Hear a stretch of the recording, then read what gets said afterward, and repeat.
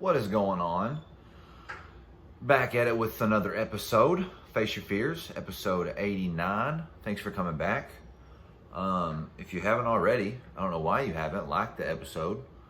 Like some other episodes, go listen to a few of them. Share them with somebody. Help me pay rent, you know. Just me today. And if you hear a bunch of random whistling and popping, it's July 4th. Everybody's shooting off fireworks. Everybody's having a good time, lighting stuff on fire and watching it explode. Daisy might growl in the background a couple times, and I might tell her to be quiet, so be prepared for that. We just had a big weekend on the lake. I'm recording this today on Monday, so it's going to come out Tuesday morning tomorrow, so it'll be a day late. But we spent the weekend, spent Saturday and Sunday not at the lake, woke up Monday morning and came back. And as you would expect, quite a few people, July 4th weekend, I guess. And so we had a little hiccup, I guess you could call it, with our boat rental. So things went from, I guess, like excited, happy to when we got there to, oh shit, this is about to be horrible, to this is probably the best things could have gotten. So it went from 100 to 0 back up to like 300. And so let me tell you about that. So we went to the boat dock, went to the marina to check in, I guess, whatever, get the boat that we had rented for a couple weeks. And so we get there, and you can tell there's a little tension in the air. There's people like in their different little groups of people, families and stuff like that, huddled around, kind of whispering. And it was me and Jacob and Jessica were there talking, and we were kind of just joking around, like, oh man, what if they don't have enough boats? What if we get here and they aren't gonna have enough boats? Well, sure enough, speaking into existence, the owner comes up and talks to us, and minor technical difficulty, I apologize, but as I was saying, the day went from 100 to 0 to 100 real fast. So we get there, we're all excited, you know, we're like, all right, we got us a boat for 2 days. We're going to go out on the lake. We're going to enjoy the water. We're going to drink a little bit. We're going to have some fun. It's going to be great. So they've overbooked. The owner comes up to us and says, hey, we overbooked by 3 or 5 boats. I can't remember exactly what it was, but they gave out more boats than they had. So we were one of the unlucky people that got there and were told, hey, you know, we don't have a fucking boat for you.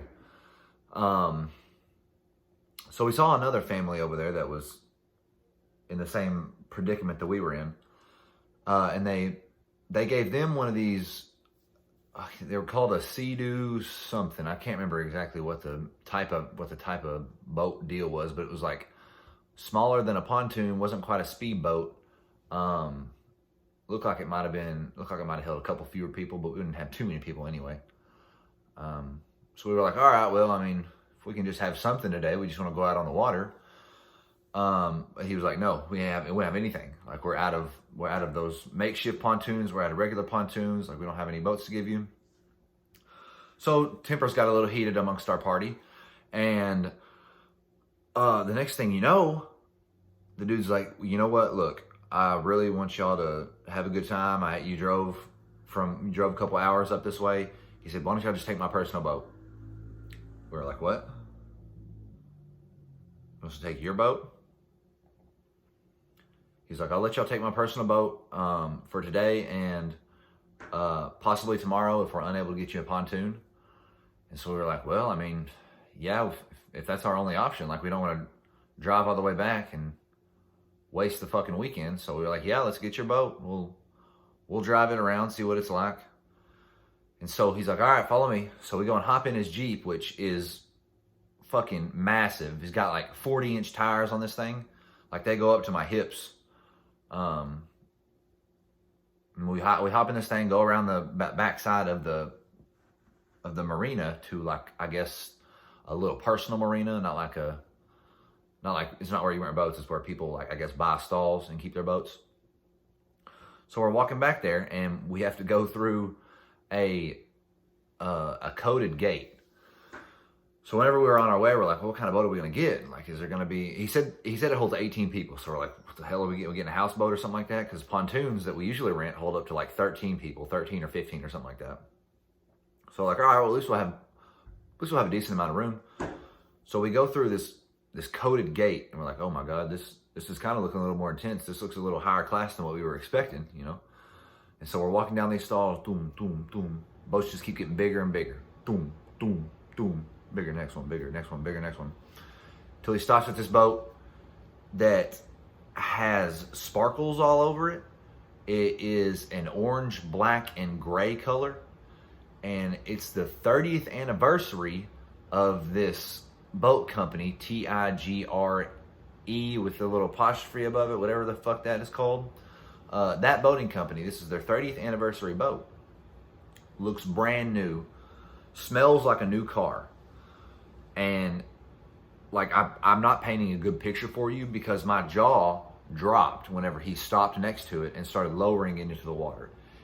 So it looks like a speedboat. I think it's a wake boat, I think is the proper term, or like what more specific. Because it was huge. Like it was able to hold 18, not like as movable as a pontoon. But there was enough seats and things like that for 18 people to pop on that thing. But it looked more like a speedboat and had the little platform in the back and everything like that. And so this guy's getting in the boat and I'm like, Jacob, you're driving this shit. I'm not about to fuck this thing up, because Jacob was like, hey, he's like, you show me how to drive it a little bit, show me the specs and everything like that. He was running through everything. And Jacob was like, just out of curiosity, what does something like this run you? He said this boat cost just a little over 200 grand. The owner or manager, I can't remember which one he was, had to have been the owner, or the manager's making motherfucking bank at this marina. Took us to his personal boat that cost just a little over 200 grand. And our rental was probably around $1,000. So he was like, I was kind of blown away, because he was like, I'm gonna sacrifice keeping this, or I'm gonna risk keeping this $1,000 that they have for the rental, and let them take out my 200 grand boat for the day just to be able to keep this money. So I was a little confused, but I wasn't really thinking clearly at the time because my jaw was on the fucking floor. I was floored. The boat was gorgeous. There's like a cup holder every 3 inches. And you know, the more cup holders, the nicer things are. That's literally how it goes. So we're sitting on this boat like, holy shit. Well, we end up getting to take the boat out. And like just the entire day, we're in awe the whole time. Because I wish I had a picture. I wish I had a better representation, but it was basically like we were driving. Somebody just was like, "Hey, you want to borrow my Lamborghini for the day?" And we were like, "Yeah, sure, we'll take it."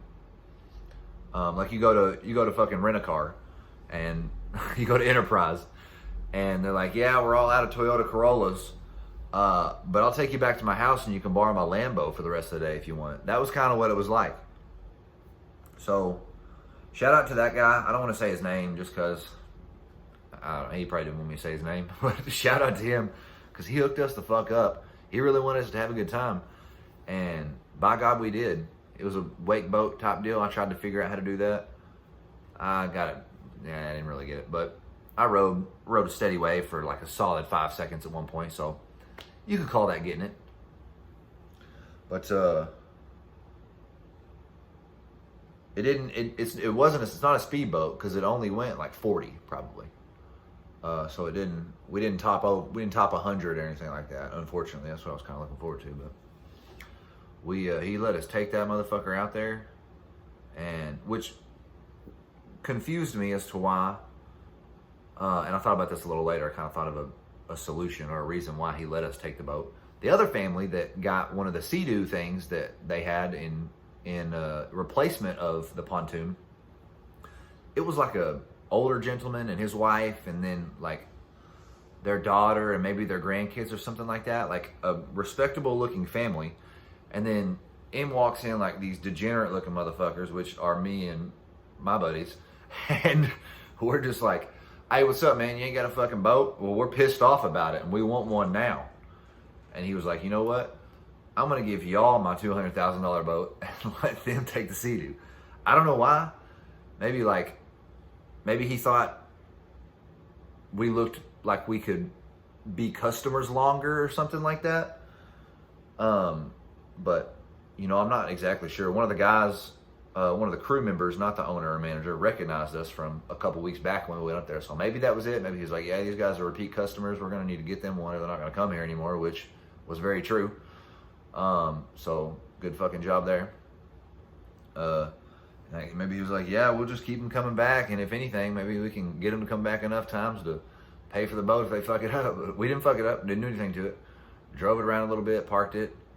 The best part was watching people's heads turn as we drove by, because I don't know shit about boats, but apparently we had like the top-notch boat on the water, is what a couple people told us. So it was nice to feel rich for a day, is basically what it was like. It was nice to feel rich for a day. And some people say being rich isn't all that, but Jesus Christ, it was a lot of it. It was a lot of that. It was a lot of it. It was a good day though. We took it back to poor Dan. He's our bad luck charm. Took it back to go pick him up. He got there later in the day, and they were like, "Yeah, somebody brought in a pontoon. We're gonna have you hop over there and out of our owner's boat." We were like, "Oh man, are you sure? You don't want to let us have it the rest of the day and tomorrow?" They're like, "Yeah, he's probably gonna want it tomorrow, and I'm not really sure how y'all got it today." So, yeah, we don't really know either. But shout out to the man. Kept a customer. Good for him. He's good. He's good with the business. Whatever it is, keep doing it. I look kind of red. My nose is like, I put on sunscreen like 5 or 10 different times. Didn't matter. I got sizzled either way. But it was a fun time. It was a good lake weekend. I like going to the lake. I used to not be a big water guy. I don't know why. I used to not really care for the ocean or the lake. Then I went to the ocean a few times. Began caring for that for some reason. It's so peaceful. So damn peaceful. Just sitting there and just listening to the waves crash in, the seagulls fly over. Sometimes you get shit on, but it's part of it. It's peaceful. And then I guess that turned into the lake for me. Going to the lake is kind of like a peaceful little journey. Peaceful little float in the water. Riding around in the water's fun. But I hope everybody had a good 4th. I'm not going to do a very long episode today because I'm pretty tired. Had a long weekend. I don't know if you can hear that or not, but those things are getting loud out there right now. They are popping those fireworks. One of the things that upset me was that on our last night, Sunday night, they had the fireworks show that they have at Norfolk. We had to have the boat back in by 6:30 or 7 or some shit like that. So we couldn't stay out and watch it. I didn't get to shoot off any fireworks this year, so that's bullshit. I just didn't buy any. I could have bought some and shot them off, but I just didn't. So kind of on me. But I really appreciate you listening to this solo dolo episodo. I hope it was everything you wanted and more. If not, please DM me a video of you crying, so that I can laugh at you. I'm just kidding. Chill out.